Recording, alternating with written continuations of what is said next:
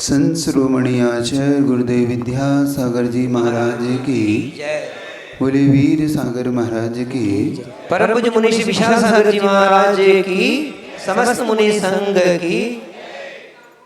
कल हमने उस घटना से ये समझने का पुरुषार्थ किया कि जीवन में अभाव होते हैं। हमारे जीवन में कभी सद्भाव होता है वस्तु का, कभी हमारे जीवन में वस्तु का अभाव दिखता है। ये सद्भाव और अभाव के बीच में कौन सी एक अगम्य शक्ति होती है जो हमें ये सब देती है और हमसे ले लेती है। बीच के व्यक्तियों में हमें लगता है कि इस व्यक्ति ने मेरे जीवन को बहुत कुछ नुकसान पहुंचाया या इस व्यक्ति का हमारे पर बहुत बड़ा एहसान है।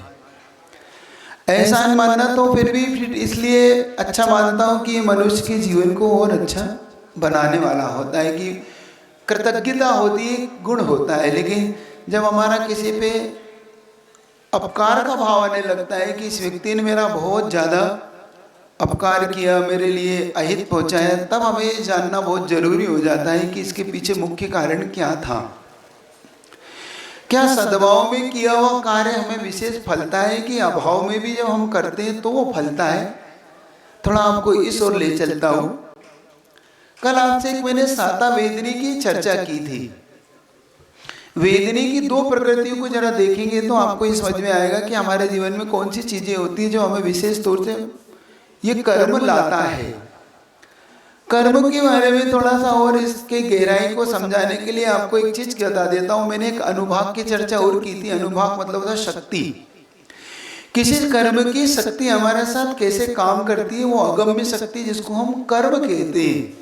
वो दिखता नहीं लेकिन प्रभावशील हमारे जीवन में होता है। अब इस कर्म को जानते जानते आपके मन में कोई उठे तो आप जरूर उठिएगा, पूछिएगा, है ना, ताकि आपको ये समझ में स्पष्ट तरीके से आए कि हम क्या सोच रहे। कर्म का विभाजन हमने देखा था, दो किया था हमने, घात्य और अघात्य कर्म में किया था। घात्य कर्म की जो अनुभाग शक्ति होती है वो पाप रूपी होती है, ये हमारे लिए समझना। वो किस प्रकार की होती है तो वो चार विभाग किए आचार्यों ने उसके। पहला लता रूप, फिर दूसरा दारू रूप, तीसरा हड्डी रूप और चौथा पाषाण रूप। लता आप जानते हैं, लता बहुत कोमल होती है, तो उसका अनुभाग जब कोमल रूप में होता है तो वो हमें अलग रूप से प्रभावशील होता है। दारू का मतलब लकड़ी, यहाँ पे दारू ने शराब वराब नहीं, हाँ दारू यानी लकड़ी। लकड़ी रूप जैसे थोड़ी जो लता यानी होती है, आप समझ गए, बेल जिसको हम बोलते हैं ना, वो लता, उससे थोड़ी मजबूत होती है लकड़ी, लकड़ी से मजबूत होती है हड्डी, और हड्डी से मजबूत होता है पाषाण। ये होती है अघात्य कर्म के अनुभाग यानी शक्तियां। क्योंकि लता की शक्ति से ज्यादा लकड़ी की शक्ति, लकड़ी से ज्यादा की शक्ति हड्डी की, लड्डी से ज्यादा कड़क होता है पाषाण, मजबूत। ऐसे ही होता है अघात्य कर्मों की शक्ति होती है, वो दो भाग में विभाजित होती है। एक होती है पुण्य रूप, एक पाप रूप। घातिया में पाप रूपी प्रकृति होती है, समझ लेना है। और अघातिया में दो होती, पुण्य और पाप। पाप रूप जो होता है वो होता है नीम, कांजी, विष और हलाहल। मतलब नीम सबसे ज्यादा कड़वा, कम कड़वा, उससे ज्यादा कड़वा विष, उससे ज्यादा हलाल, और एक बीच में होता है नीम कांजी। कांजी जिसको आप चिरायता बोलते हैं ना, चिरायता बहुत कड़वा होता है। कभी आपने सुना होगा जब आपको बुखार होता है तो माँ आपको उबाल के देती थी। तो नीम से ज्यादा कड़वा चिरायता जिसको कांजी बोलते हैं, उससे ज्यादा विष, उससे ज्यादा हला मतलब जो आपको साइनेट होता है ना, जैसे साइनेट खाने के बाद आप बिल्कुल ही अब बच नहीं सकते। मतलब यहाँ तक कहा जाता कि साइनेट खाने वाले एज तक नहीं लिख पाए उसकी संख्या, मतलब उतना तेज होता है कि खाते ही उसका प्रभाव। तो जो हमारे अघात्य कर्म में पाप रूप प्रकृतियां होती है वो इस तरीके से हमें प्रभावशील करती है। फिर जो पुण्य रूप होती है वो कैसी होती है? पुण्य रूप होती है प्रकृति में विशेष तौर से उन्होंने कहा गुड़, खांड, शर्करा और अमृत।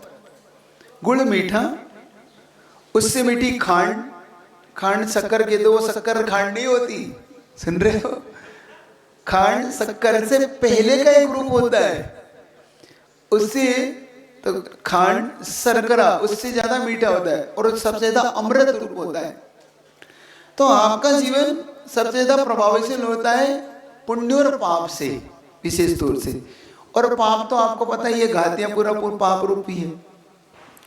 अब देखो थोड़ा सा इसके एक सैंपल रूप में आपको उदाहरण दे रहा हूं कल, तो उससे जोड़ दूं आपको कि हमारे जीवन में अभाव और सद्भाव में हम चीज कभी करते हैं तो वो हमारे जीवन में कैसे फलती है।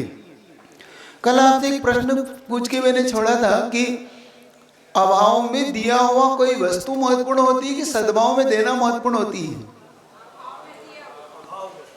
अभाव में, मतलब जब हम अभाव में कुछ चीज को देते हैं तो वो ज्यादा महत्वपूर्ण हो जाती है सद्भाव में, क्योंकि सद्भाव में हमारे पास ऐसी स्थिति होती है कि भाई दे सो ठीक, नहीं दे सो क्या फर्क पड़ रहा है। लेकिन जिसके पास खुद को नहीं हो और वो देता है ना, वो सबसे ज्यादा उसको महत्वपूर्ण होती है।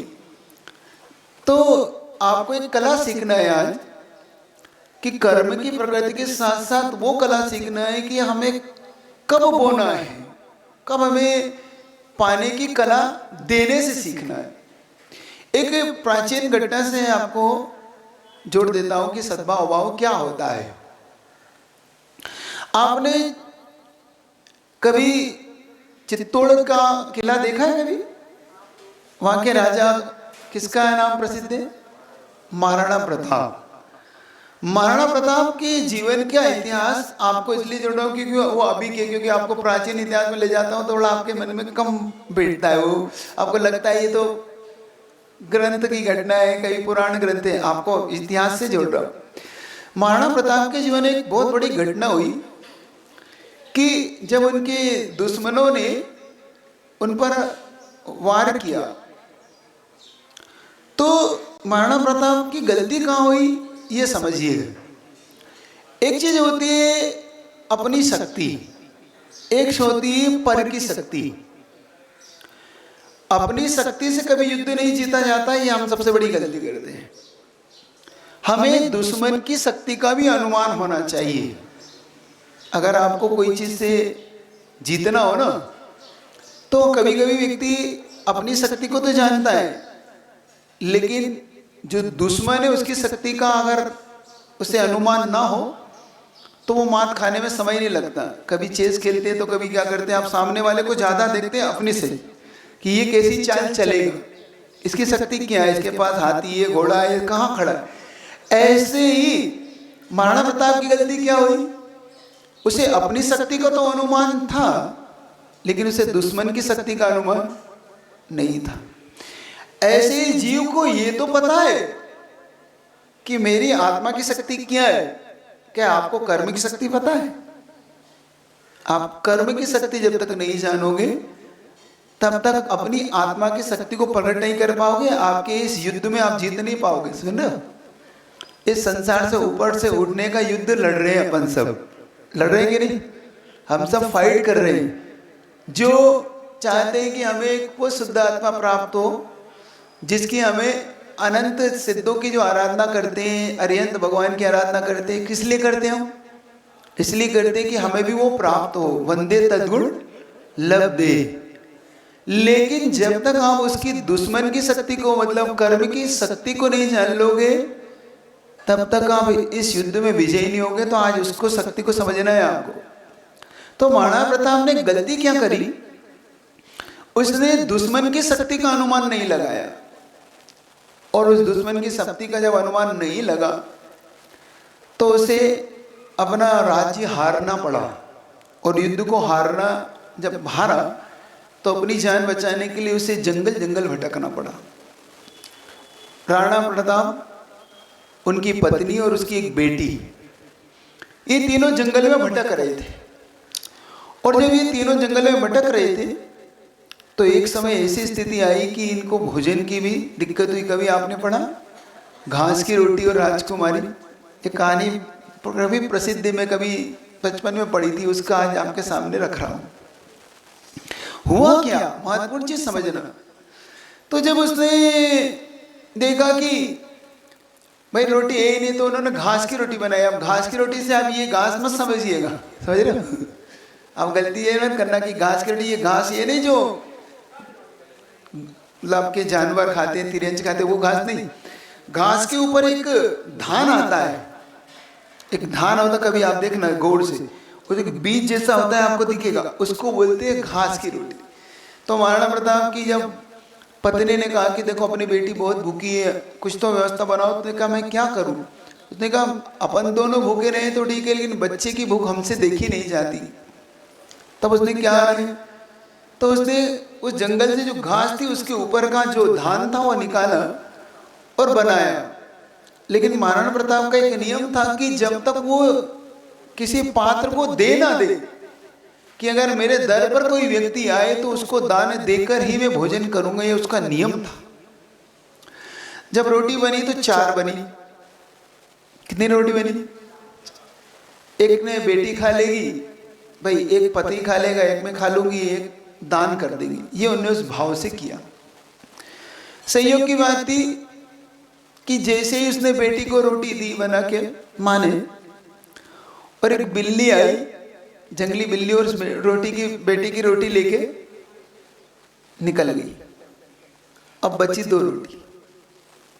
अब एक रोटी मैं खा लूं, एक रोटी अब क्या करें? तो उसने उठा के अपनी रोटी बेटी को दे दी। कोई बात नहीं, रोना बंद कर। इतने में एक पात्र आया, वो रोटी मांगने लगा। कोई हो तो दे, सुन रहे हो कि नहीं? अब अभाव में देना है। बेटी सामने, पत्नी सामने, खुद भूखा है, सामने पात्र है। जल्दी बताओ तुम क्या करते? आप क्या करते?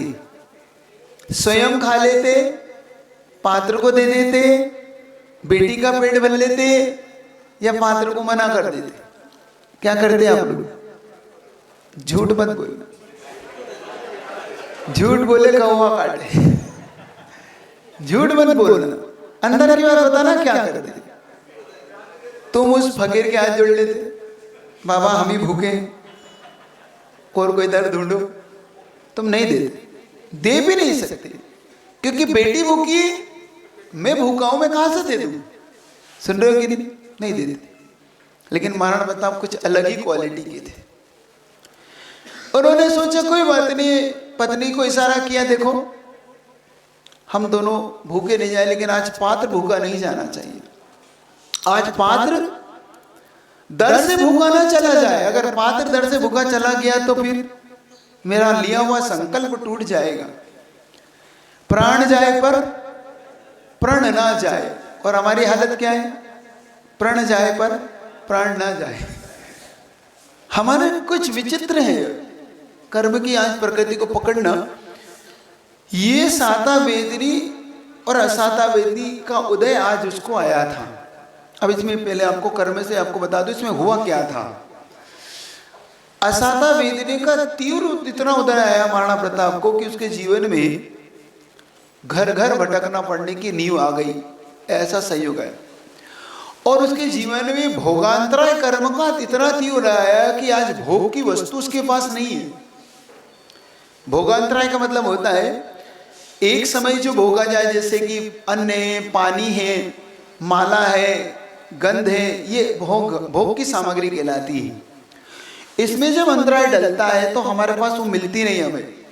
हमें प्राप्त होने पर भी उसका उपयोग नहीं होता, या तो हमें मिलती नहीं, या प्राप्त होने पर भी उपयोग नहीं होता। जैसे कि मान लो आपके घर में सब कुछ सुख साधन है, लेकिन आपको डायबिटीज हो जाएगी, आप मीठा नहीं खा सकते। अब डॉक्टर आप कहेगा इसका विचार भी मत करिए।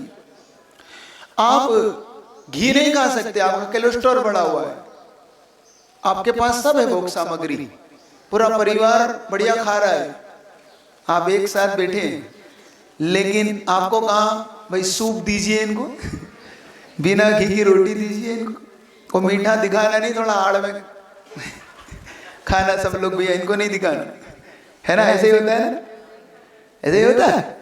ये कौन सा अंतराय घर में तुम्हारा? भोगांतराय। क्यों बना?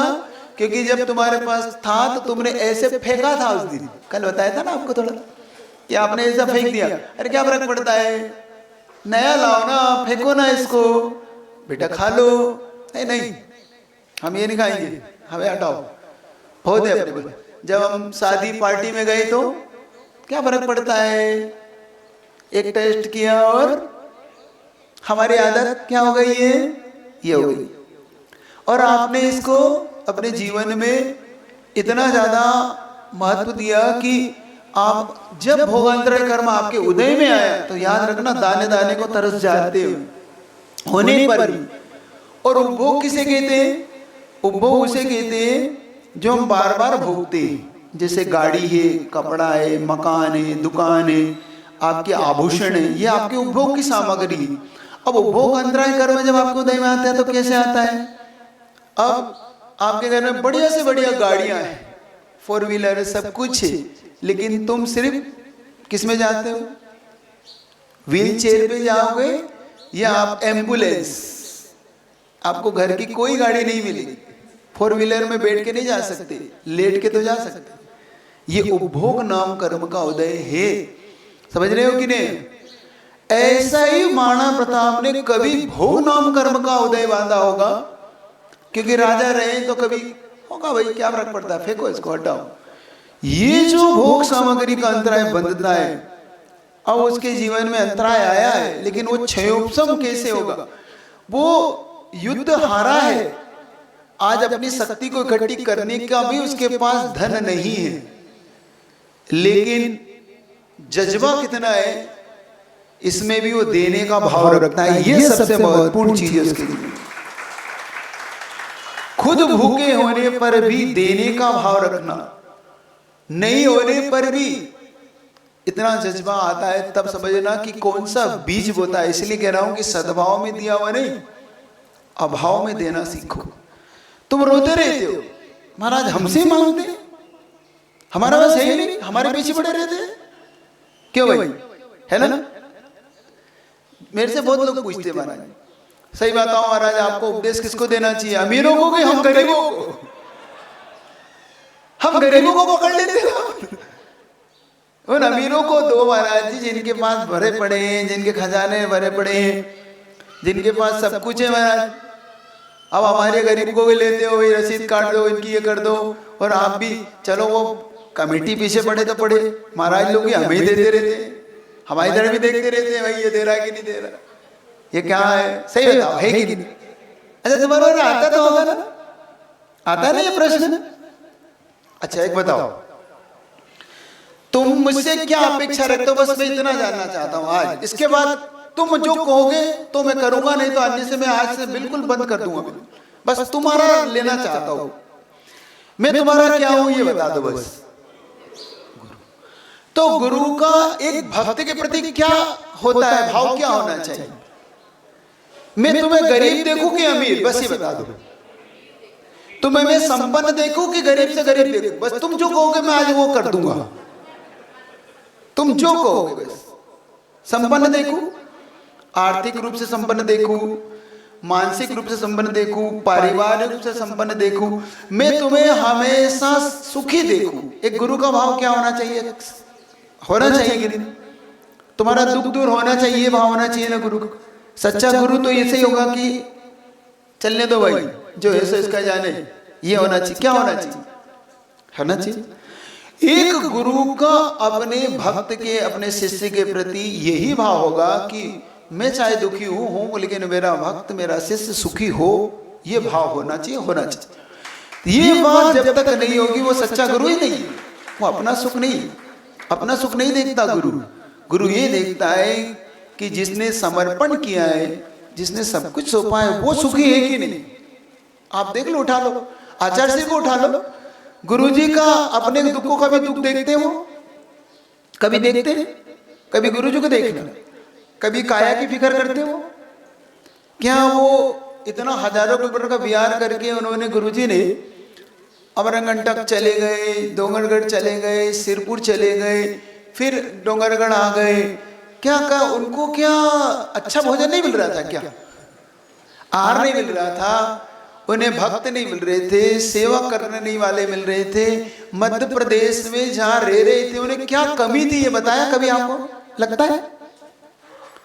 आप जानते हो कि शायद डोंगरगढ़ छत्तीसगढ़ में जहां रुके ना वहां पे मुश्किल से 10 या 15 हजार लोगों की संख्या है, घर की नहीं। 10 से 15 हजार दिगंबर जैन रहते हैं उस छत्तीसगढ़ में। और जहां गुरु जी रहते थे वहां पे कम से कम 2-4 करोड़ 2-3-4 करोड़ लोग जैन रहते मध्य प्रदेश में। इंदौर चले जाओ, इधर चले, बड़ी बड़ी है ना। तो गुरु जी को लाइन लगी हुई थी, लेकिन गुरु जी को न अपनी काया की फिक्र थी, उनको तो प्रिय थे वो 15,000 भक्त जिनके छत्तीसगढ़ में बैठे, उनको प्रिय थे कि मैं नहीं, इनका भी उद्धार। इस जैन समाज की फिक्र थी, गुरु जी को अपनी फिक्र नहीं थी। तो अब मैं तुमसे जानना चाहता हूं, अगर तुम्हें मैं अमीर नहीं बना पाया, मैं अमीर को अमीर बनाऊं कि गरीब को अमीर, ये और समझा दो बस, ये और बता दो। हाँ, मुझे अमीर को अमीर बनाना कि गरीब को अमीर बनाना चाहिए? गरीब, क्योंकि महाराज अमीर को क्या अमीर बनाना, गरीब अमीर बन जाए।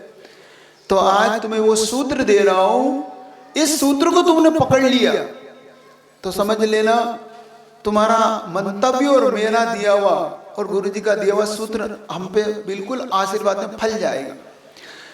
जब महाराणा प्रताप के जीवन में ये घटना है कि मैं खा लूं कि दे दूं, तो बिना संकोच होकर उसने कोई बात नहीं अपनी पत्नी को संकेत किया, आज 3 दिन से 4 दिन से भूखे और 1 दिन भूखे रह लेंगे, लेकिन अतिथि आज भूखा ना जाए, मेरे दर से अतिथि भूखा ना चला जाए। उसकी पत्नी ने भी कही कोई बात नहीं, दे दीजिए, बेटी के लिए 1 रोटी है, 2 रोटी है और अतिथि को दे दीजिए, लेकिन हम भूखे सो लेंगे। गजब हो गया। अतिथि को उसने ऐसे पकड़ा दिया, बाबा ज़्यादा तो नहीं है, ये 2 रोटी है, ये तुम ले लो। अतिथि ने भी कहा कोई बात नहीं बेटा, उसने आगे दिया, उसने लिया, अतिथि वहां से लेके चला गया। इधर जैसे ही महाराणा प्रताप ने इधर दिया, उधर एक ऐसा व्यक्ति का दिमाग में एक थॉट्स आया कि मेरा राजा जंगल में भटक रहा और मैं इस महल में रोटी खा रहा हूं। कौन था वो? भामाशाह। भामाशाह के दिमाग में महीनों भटकते तक ये थॉट्स नहीं आया, विचार ही नहीं आया कि मेरा राजा भटक रहा है, मेरा राजा दर दर भटक रहा है, हमारे साथ बुरा हो रहा है। लेकिन जैसे ही यहाँ महाराणा प्रताप ने बीज बोया, वहां पे उसको थॉट्स आया, क्या बात है भाई, मेरा राजा भटक रहा है। और जो वो था, बस उसने उसी समय बैलगाड़ियां मंगवाई, बैलगाड़ियां, घोड़ा गाड़ी, बैलगाड़ी जितनी थी, उस भामाशाह ने जितना खजाना था अपना सारा खजाना भर दिया, किसमें? उन बैलगाड़ियों में, अपने घोड़ा गाड़ी सब में। और ढूंढता हुआ जंगल में पहुंचा, महाराणा प्रताप से कहता है, राजन आज की आपकी स्थिति देख के उसे आंसू आ गए, भूखे पेट, काया ऐसी हो रही है। सुबह दिया और शाम होते होते भामाशाह जब पहुंचा तो हीरे जवाहरात के ढेर लगा दिए उसने, हीरे जवाहरात के ढेर। और लगाते ही पूछता है महाराणा प्रताप, क्या बात है, ये खजाना मेरे सामने क्यों रखा है? कि राजन, ये मैं आज तक अपना मानता था, लेकिन आज जब सुबह सुबह मेरे मन में विचार आया कि मेरा राजा भूखा सो जाए, प्रजा भूखी सो जाए, तो मेरा धन आज बेकार है। तो मैंने उसी क्षण निर्णय लिया कि आज सर्वस्व अपने राजा के लिए समर्पित कर दूंगा, आज मेरा कुछ नहीं। सुन रहे हो ये बीज कैसे बोया, ये थॉट्स कहां से आया? ये जिस क्षण राजा ने वो 2 रोटी दी थी ना, जिस क्षण राजा ने 2 रोटी जब अभाव में दी थी, बस वहीं से उसका भाग्य लिखा दिया था। इस सब कार्य के लिए बस याद रखना, जिस क्षण तुम्हारे पीछे कोई गुरु पड़ जाए, तुम्हारी गरीबी में, अभाव में तुमसे कुछ कह दे, तो समझ लेना गुरु ने अपने जीवन में अमीर होने का बीज बो दिया बीज। अब संसार की कोई शक्ति तुम्हें बड़ा होने से रोक नहीं सकती। सुन रहे हो? अभाव में देना सीखो। इसलिए मैं अमीरों को तरफ देखता ही नहीं। मेरा नेचर थोड़ा अलग, मैं अमीरों को नहीं देखता, पर आज आप देखते ही नहीं। तो भाई मैं तुम्हें क्या देखूं, तुम तो हो ही अमीर।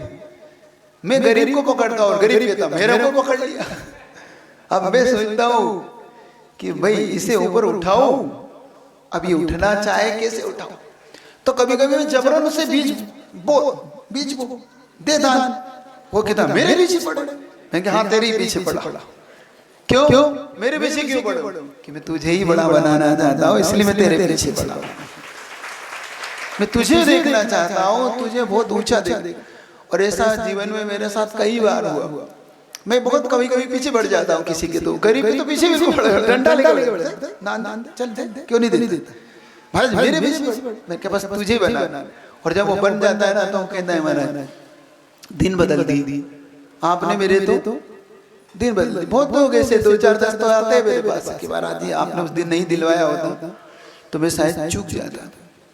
आज आपको उसी साता वेदनिक प्रकृति पे लेके चल रहा हूं कि विचार करो साता वेदनी बंधता कैसे है हमारे जीवन में। साता वेदनी का उदय कैसे आता है इसको समझना। आज आपको साता वेदनी प्रकृति से विशेष तौर से जोड़ता हूं कि जीवन में ये साता वेदनी हमारे उदय में आती कैसे। क्योंकि ये साता वेदनी को जब तक हम पकड़ने लेंगे ना तब तक हमारे जीवन में साता वेदनी का बंध जो होता है विशेष तौर से हमारे जीवन में वो कैसे होता है। वेदी को दो विभाजन करना, एक साता वेदनी एक असाता वेदनी।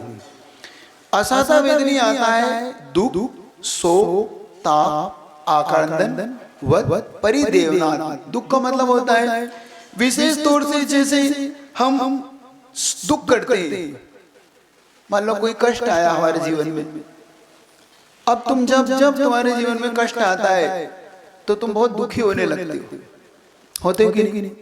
मान लो तुम्हारे परिजन में किसी को रोग हो गई, तुम्हारे बिजनेस में घाटा लग गया, तुम्हारे जीवन में कोई ऐसी ट्रेजेडी हो गई तो आपके जीवन में थोड़ा सा आपको दुख होने लगता है। फिर कोई जीवन से चला गया तो शोक आता है आपको कि बहुत शोक होता है, घर में शोक छा गया। फिर होता है ताप, अंदर ही अंदर जो आप पश्चाताप करते रहते किस चीज के लिए, ये कब मिलेगा, मेरे कब छूट गया, अनिष्ट का संयोग मेरे को क्यों हो गया, मेरे जीवन में इष्ट का संयोग कब होगा।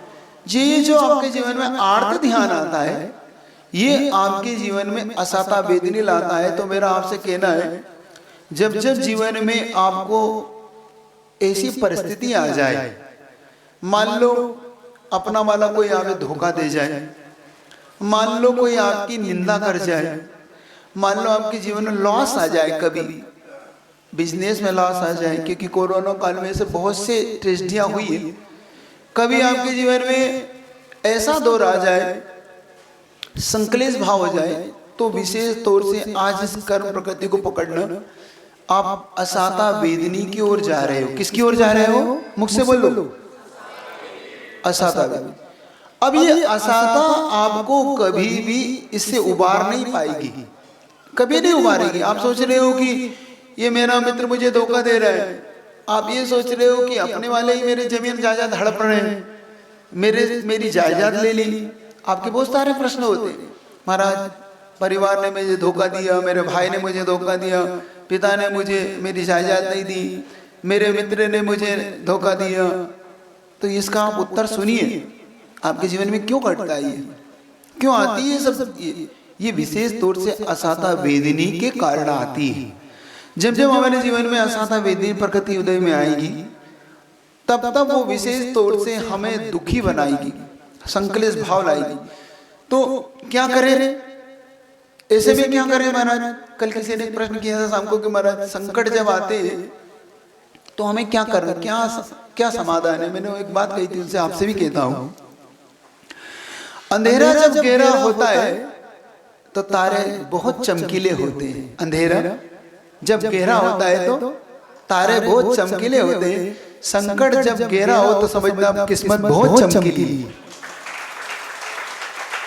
अब किस्मत बहुत चमकने वाली, क्योंकि अब बहुत गहरा हो चुका है अंधेरा। अब संकट भी बहुत गए, तो डरो नहीं, संकलेश मत करो। इस समय अपने आप को स्टेबल करो, थोड़ा अपने मन को और थोड़ा सा कड़क करो, अपने आप को थोड़ा सा धैर्य से बांधो। ये धैर्य तुम्हें उठाएगा, जीवन में अधैर्य तुम्हें कभी नहीं उठने देगा। क्या संकलेश करने से आपको समाधान मिल जाएगा? आप रोते हो, आप किसी पे आरोप लगाते हो, केस करते हो, क्या इससे आपको समाधान मिल जाता है? आपसे जानना चाहता हूं, मिलता है? आपको 100 लोगों से कहने से आपको आपकी जायदाद मिल जाती है? मेरी जायदाद हड़प कर ली, मेरे भाई ने ले ली, मेरे मित्र ने ले ली, मेरे पड़ोसी ने ले ली, आप इससे मिल जाती है? ट्रैक सही होना चाहिए, लेना हो तो ट्रैक सही। आप अगर ये ले लोगे तो बहुत कुछ। कहीं मैंने एक घटना पढ़ी थी, हम अपने ही घर में कितने अकेले हैं, हम अपने ही घर में कितने अकेले हैं कि अब अपने ही घर में अपने आप को खोजते हैं। अब अपने आप को ही हम खोजना पड़ रहा है, क्योंकि हम इतना कुछ खोज चुके। ट्रैक सही रखो, सही ट्रैक पे चलो, तुम्हें सब कुछ मिलेगा। गलत ट्रैक पे तुम्हें कुछ नहीं मिलने वाला। हम ट्रैक ही गलत है, हमारा तरीका ही गलत है। आज हमें तरीके बदलने की सीखना है। सीखना चाहते हो? जीवन के सही दिशा में लेना चाहते हो, जीवन को सही मोड़ देना चाहते हो, तो ट्रैक सही रखना, बड़ा आनंद होगा। संकलेश मत करो। तो फिर क्या करें महाराज? सहन करो। सहन शक्ति ही आपको बहुत कुछ देगी। अगर सहन शक्ति नहीं रखोगे तो कुछ नहीं दोगे। किसी ने ले लिया कोई बात नहीं, उसके भाग्य का क्या फर्क पड़ता है? ले लिया ना उसने लेके संतुष्ट हो, उसे दे दो। मत करो झगड़े से किसी को कोई लाभ नहीं होता। अरे महाराज हमारा था, अरे एक मैं पूछता हूं कि एक ट्रेजेडी हो जाए, आपके जीवन में बिजली गिर जाए, तूफान आ जाए, पानी में बह जाए, अब क्या करो? वो मंजूर है, वो मंजूर है तुम्हें? बिजली गिर जाए, घर गिर जाए, मंजूर है। लेकिन भाई ले तो नहीं मंजूर ना। पानी आ जाए, नदी आ जाए, बाढ़ में पूरा जमीन कट जाए, बह गई, कुछ नहीं बचा, वो मंजूर है? मंजूर है ना? जब केदारनाथ में जमीन पानी गिरा तो कितनी बह गई, बाढ़ आई, सब कुछ गिर गया, सब वो मंजूर है। लेकिन अपना वाला ले वो मंजूर हमें नहीं है। देखो हमारी मानसिकता देखो कितनी खराब है। बचपन में हम भाई को ले लेता था तो लड़ते थे, वो कुत्ता ले जाए तो सही क्या हमारी मानसिकता क्या है? कुत्ता खाए चलेगा, भाई ना खा ले, है ना? एक कहावत है ना, भाई ना खाएंगे ना ढोल देंगे। होता है, लोगों का नेचर होता है। हम देखो भाई ना खाएंगे ना खाने देंगे, हम ढोल देंगे। मोदी जी की बात अलग है, मोदी जी की बात अलग है, वो उनका थॉट से अलग है, खाने देंगे वो थोड़ा अलग है, उस पर मत जाना। लेकिन कम से कम हम ये सोच के धैर्य रख ले, कोई बात नहीं, मैंने नहीं भोगा, भाई ने भोग लिया। क्या इतना धैर्य है, इतना पेशेंस है आपके अंदर? नहीं है ना? नहीं है ना? मेरी देवरानी कैसे ले ले, मेरी जेठानी कैसे ले ले, पड़ोसी ले चलता है, चोर ले जाए चलता है, चोरी हो जाए तो चलेगा कि नहीं?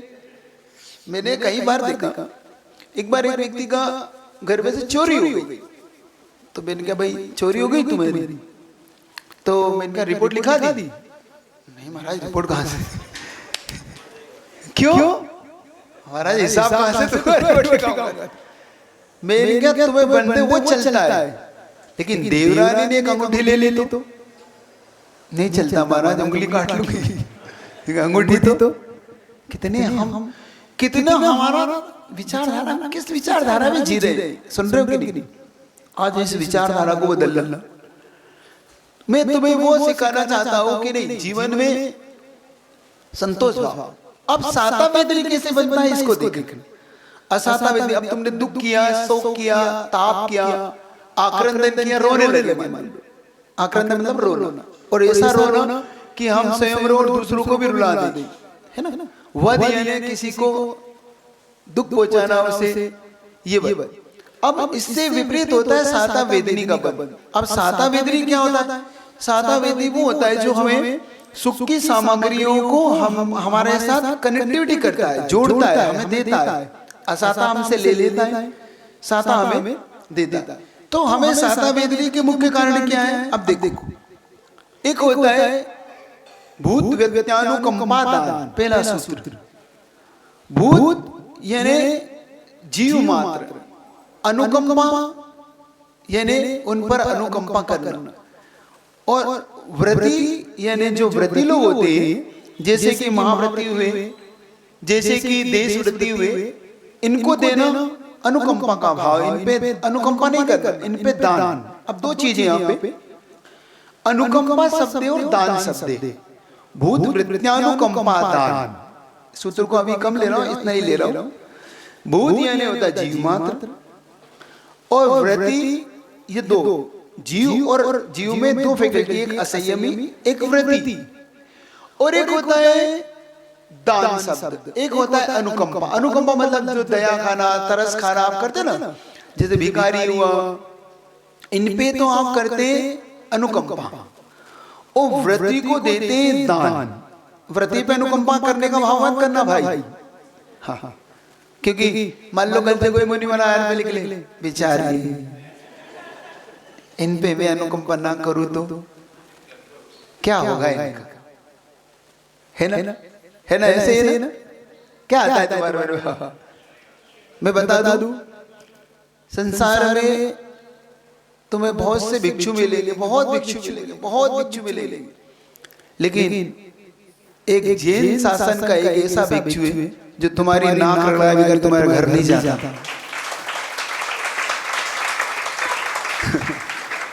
सारे संसार के भिक्षु तुम्हें आमंत्रण से चले जाएंगे, निमंत्रण चले जाएंगे, तुम्हारे घर आके हाथ फैला देंगे, लेकिन वो नहीं जाता बंदे, वो नहीं जाता। तुम कितने कुछ के लो, कुछ कर लो, वो जब तक तुम 3 बार परिक्रमा न लगा लो, हाथ ना जोड़ लो, कलश लेके जब तक 3-4 राउंड न लग जाए,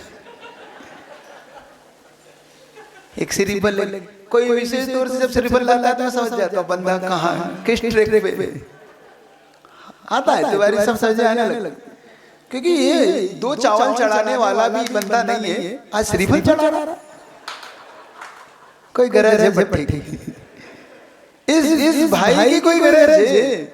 फिर पहले श्रीफल चढ़ाएगा, बड़े बैठेगा, फिर महाराज 3 दिन हो गए, मैंने क्या हो गया भैया 3 दिन, क्या बात है ये, क्या इसका मतलब क्या होता है?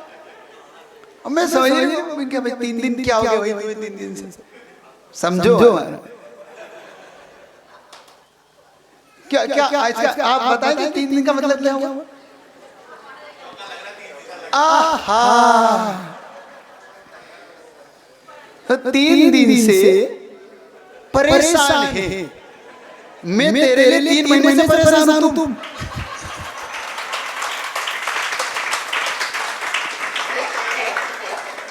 मुझे आए यहाँ पे 3 महीने हो रहे, मान लो चतुर्मास बाद बहुत लोग मिलेंगे मुझे जो मुझे 3 महीने बाद दर्शन देंगे। मैं तुझे 3 महीने से ढूंढ रहा हूँ पट्टे, तो मुझे आज मिल रहा है, और तू 3 दिन मुझे, मैं 3 दिन तुझे नहीं देख पाया तो परेशान होगी। अब मैं तुझे सिर्फ चढ़ाऊंगी,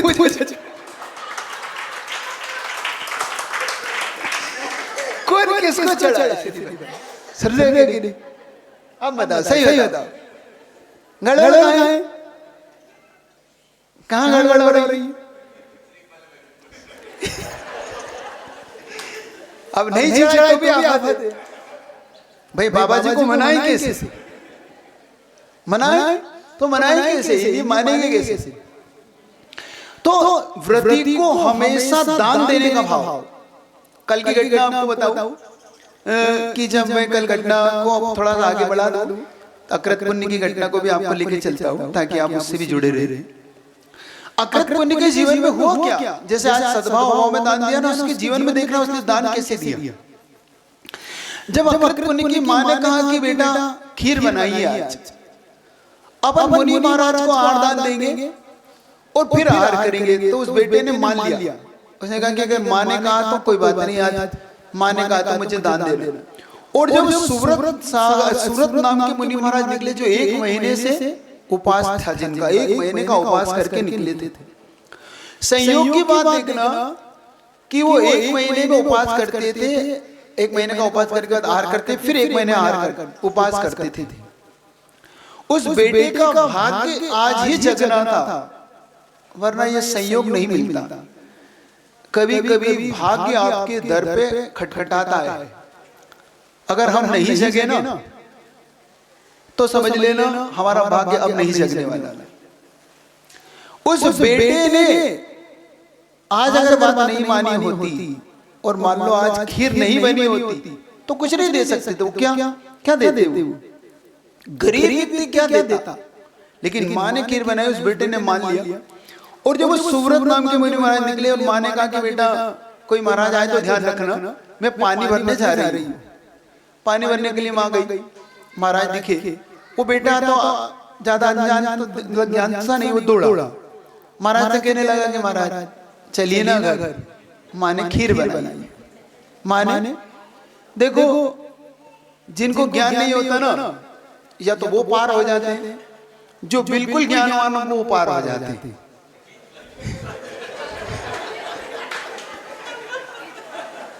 गत तो बीच वालों की खराब। नहीं, हाँ बिल्कुल मैं दे रहा हूं प्रेरणा। या तो तुम टॉप के ज्ञानवान बन जाओ या टॉप के अज्ञानी बन जाओ। ये बीच का तो तिया तो कर नहीं, बिल्कुल नहीं। मझधार में जियोगे। मैंने देखा जो सबसे ज्ञानवान होते हैं ना, या तो वो निकल जाते हैं, अपने जीवन में पार हो जाते हैं, क्योंकि उनकी चरम सीमा होती है ज्ञान की ओर, लेके भाई यही सच। और जो बिल्कुल अज्ञानी होते हैं वो गुरु की बात मान लेते, दो ही व्यक्ति मानते हैं, बीच वाला आर्गुमेंट में ही रह जाता है, वो संगा समाधान में ही रह जाता है। देख लेना, जो ज्ञानी अज्ञानियों का हाथ जोड़ लेता है। मेरे गुरु ने कहा सो ठीक है महाराज, आपने कहा तो मुझे कोई, क्योंकि पता ही नहीं है मुझे। और जो बिल्कुल ज्ञानवान होता है कि हाँ महाराज बिल्कुल आपने कहा है, बिल्कुल सच है कि ये बिल्कुल। और जो बीच वाला होता है वो सबसे ज्यादा। उस बेटे के अंदर ज्ञान है तो उस बेटा पहुंचा, महाराज चलिए ना। महाराज जी क्या करते, थोड़े मुस्कुराए, लेकिन अब जब तक वो नवदा भक्ति नहीं करोगे, मैंने कहा ना वो जैन शांति है, दिगंबर रामनायक है, ऐसा गुरु है जो नवदा भक्ति करे बिना नहीं जाता। आप कितनी और उसमें भी कितनी 3 परिक्रमा करो, हाथ जोड़ो, मन शुद्धि, वचन शुद्धि, काय शुद्धि बोलो, फिर उनसे बोलो, फिर पैर उनके धो, फिर उनकी पूजन करो, फिर उनके लिए अर्घ दो, फिर उनको फिर बोलो मन शुद्धि, वचन शुद्धि, काय शुद्धि, फिर हाथ जल शुद्धि, फिर भी बाबा जी उठ जाए तो बहुत फिर भी तुम्हारे आहार कर ले सो बहुत ही। वे तो तुम लोग की दशा देखते हो, बहुत तरस, इतनी दया आती तुम लोगों को, तो तुम कितने परेशान हो। अच्छा तुम्हें कभी इसका खोजा तुमने कभी? ये प्रश्न करके छोड़ दूंगा, अपनी कहानी शुरू करूंगा, लेकिन एक प्रश्न करके छोड़ रहा हूं। क्या तुम्हारे मन में ये विचार आता है कि एक अनुकंपा करने वाला साधु जिसके गले में सर्प डाल दिया, देखना, जिसके गले में सर्प डाल दिया, जब उसके गले से सर्प निकाला गया तो उसने उसको आशीर्वाद दिया कि नहीं?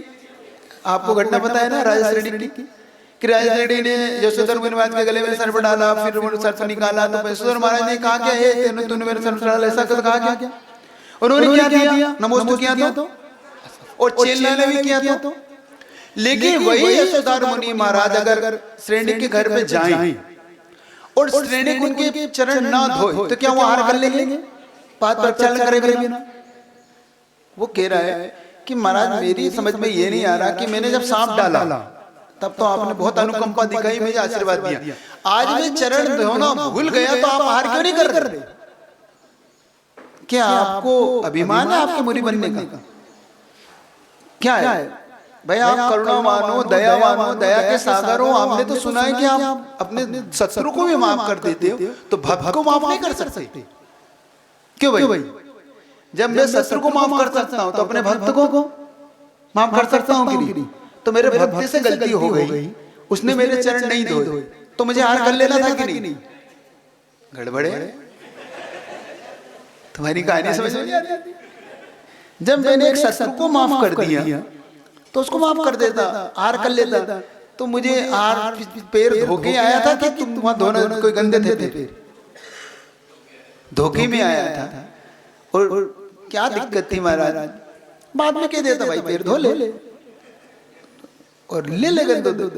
ऐसी कौन सी बात थी? कभी सोचना क्यों अर्घ देते हो? मुनि महाराज की पूजा क्यों जरूरी है? कौन सा कारण है? खोजिएगा।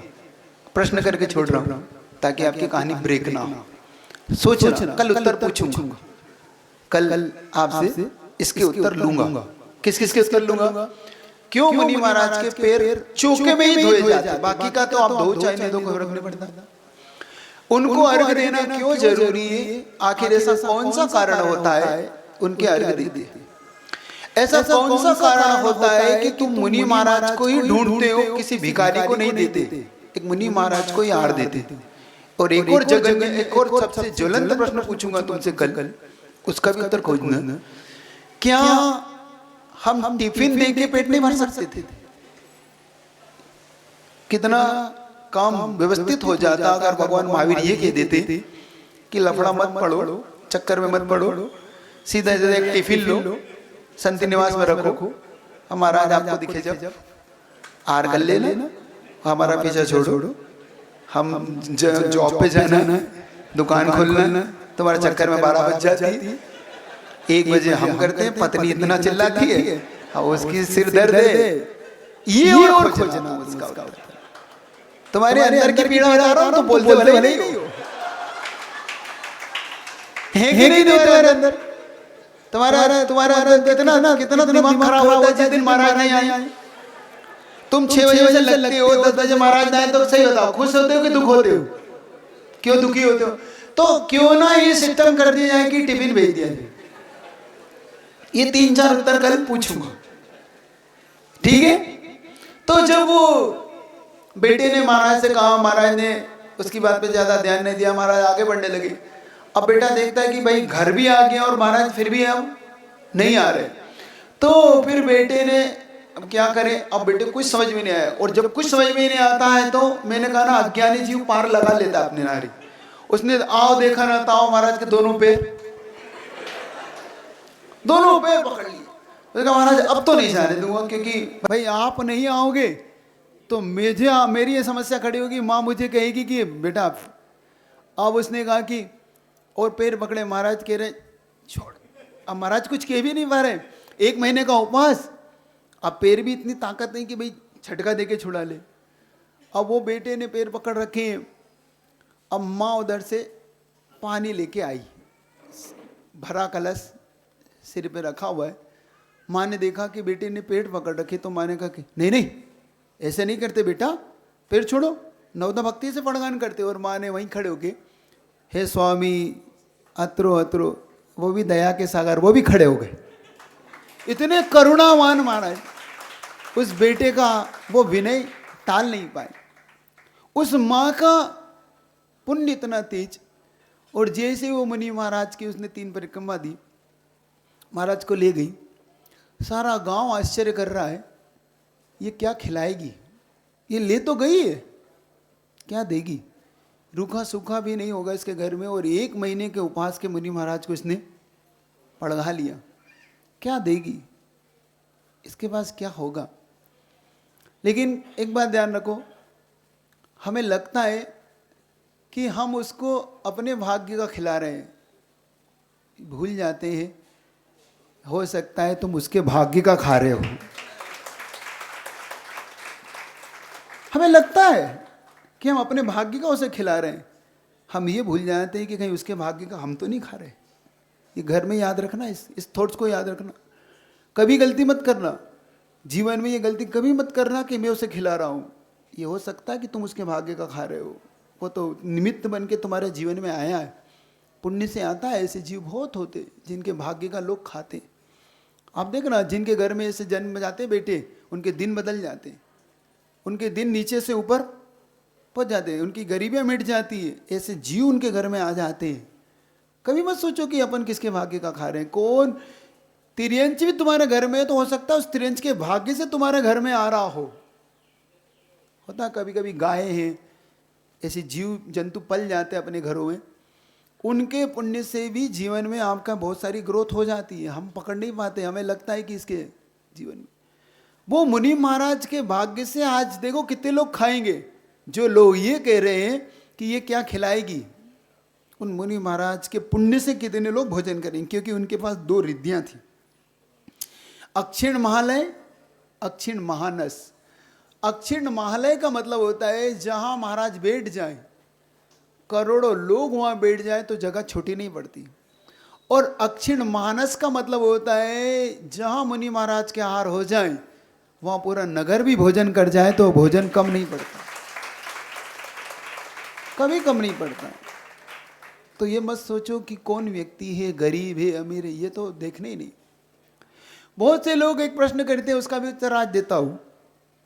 बहुत से लोग कहते हैं गुरुजी अमीरियों के ही जाते, ये भी एक ज्वलंत प्रश्न है। बहुत से लोग कहते हैं गुरुजी सिर्फ अमीरों को ही जहाँ आहार करने जाते हैं, गरीबों को तो देखते नहीं। एक ऐसा संस्मरण मैं तुम्हें सुनाने जा रहा हूँ कि इसके बाद तुम्हारे ये थॉट्स बदलने चाहिए, विचार बदलना चाहिए कि क्या है गुरुजी कितने महान है। उनके बारे में ये शब्द कभी मत कहो कि वो, उनके बारे में सोचो। मैंने ये घटना पहले भी सुनाई थी, फिर भी मुझे आनंद देती, इसलिए आज फिर रख रहा हूँ।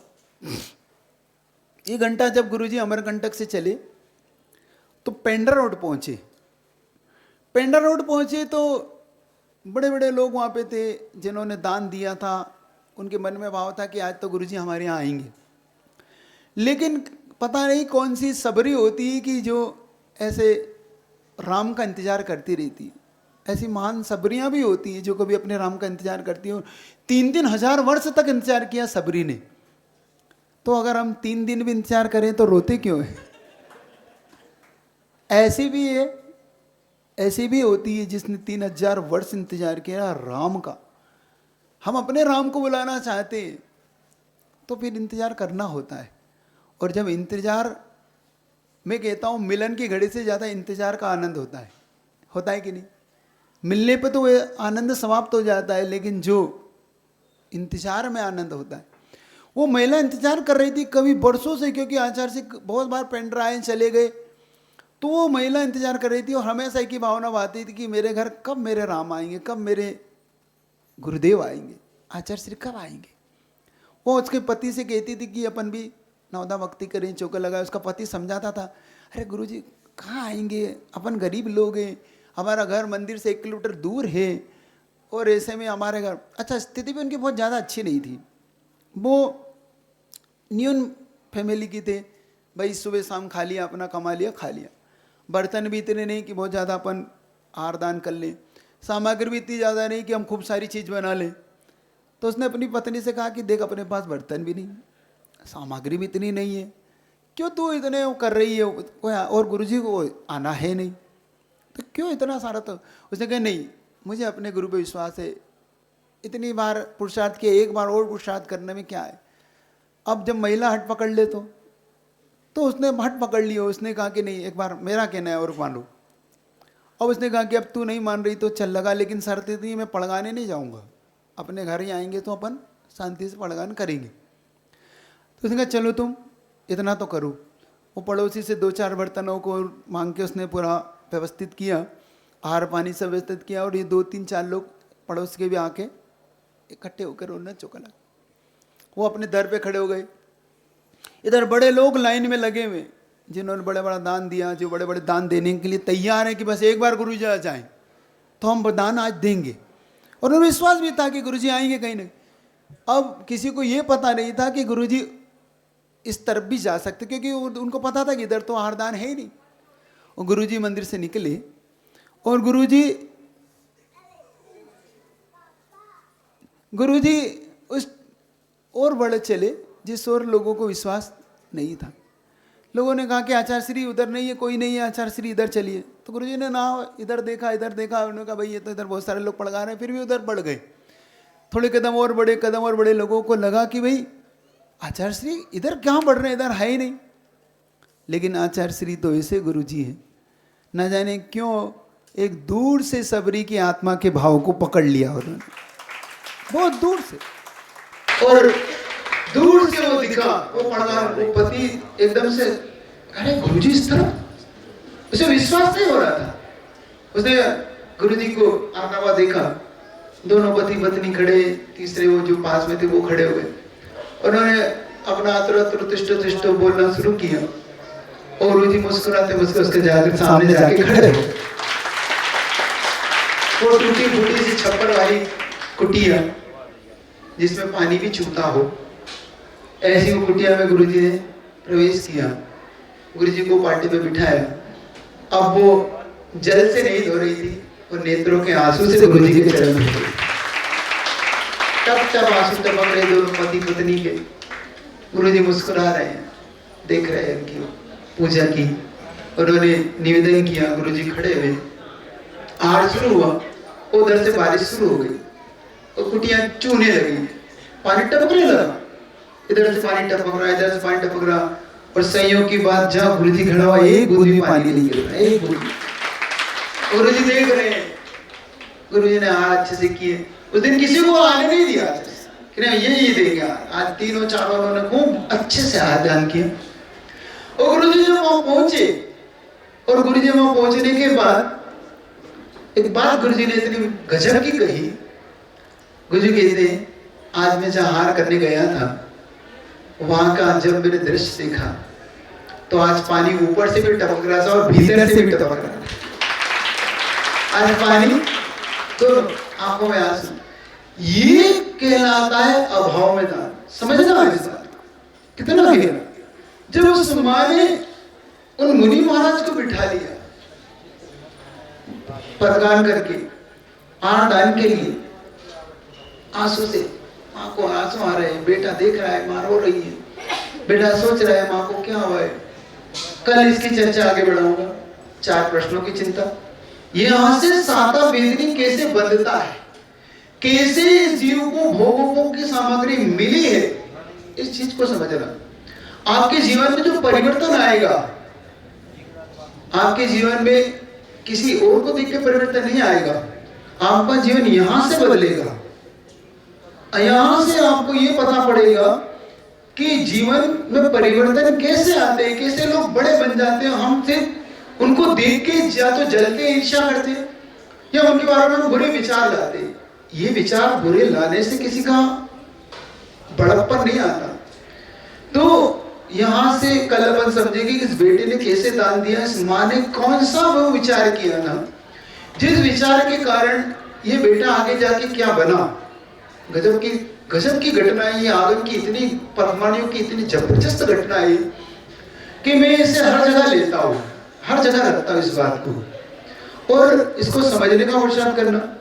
तो कल इसको विशेष तौर से समझेंगे। एक छोटा सा भजन करूंगा।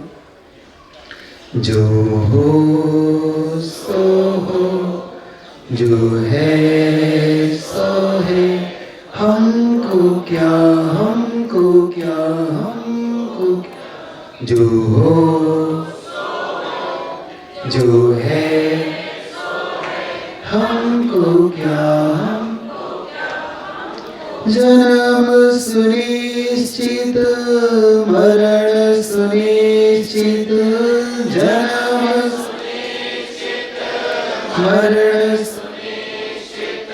कर्मों का फल मिलना निश्चित, कर्मों का फिर संयोग वियोगों के क्षण, फिर संयोग वियोगों के क्षण, घबराने से क्या, घबराने से क्या। जो हो जो है हमको क्या, हमको क्या।